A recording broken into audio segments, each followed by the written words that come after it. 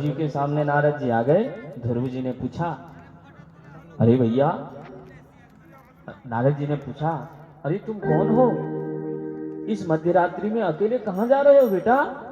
कहा कि प्रभु मैं ध्रुव हूँ। अच्छा तुम ध्रुव, तुम्हारे पिताजी का नाम क्या है? कहा कि मेरा पिताजी का नाम उत्तानपाद है। अच्छा तुम उत्तानपाद राजा के पुत्र हो और इस तरह निर्जन वन में अकेला कहाँ जा रहे हो बेटा?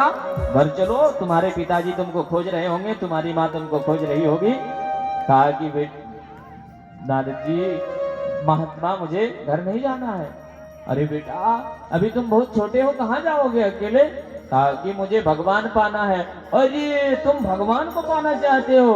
अरे तब तो अभी बहुत छोटे हो भैया, बहुत तपस्या करनी पड़ेगी, तपस्या करके ही भगवान को पा सकते हो। बिना तपस्या के भगवान को तुम पा ही नहीं सकते, तपस्या करना पड़ेगा। तो मैं तपस्या करने के लिए तैयार हूँ, आप मुझे तपस्या करने का तरीका बताओ। नारद जी ने जैसे ही कहा, अच्छा तुम इतना जिद्दी हो कि तपस्या भी करनोगे? और नहीं तो क्या, मुझे बस भगवान को पाना है। कहा कि बेटा अभी तुम बहुत छोटे हो, बाद में तुम तपस्या कर लेना।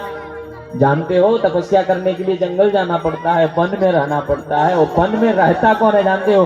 बड़े बड़े हिंसुक जीव रहते हैं, सिंह रहते हैं, बाघ रहते हैं, न जाने और कितने सारे हिंसुक जीव हैं। नाश्ता बना लेगा तुमको। भला इसी में है कि तुम घर जाओ, नहीं तो तुम नाश्ता बन जाओगे शेर का। कहा कि महाराज आप, अच्छा ये बात बताओ तो आप हो कौन? कहा कि मुझे नहीं पहचानते हो तुम? अरे मैं नारद हूँ। नारद हो करके तुम कह रहे हो कि घर लौट जाओ? नारद यदि आप होते तो आप भगवान से मिलवाते, भगवान से अलग नहीं करते। आप नारद हैं जिनको मैंने सुना है, ध्रुव जी कह रहे हैं, मैंने सुना है, महात्मा कह रहे थे हमारे गुरुजी कि नारद को जिसने दर्शन कर लिया मानो उसने भगवान को दर्शन कर लिया। उसका मतलब दरवाजा अब खुल गया, भगवान को पालेगा बहुत जल्दी। तो तुम नारद हो तो बताओ कि भगवान कहाँ मिलेंगे? कहा कि बेटा तुम भगवान को ऐसे नहीं पा सकते हो, जाओ तपस्या करो वन में।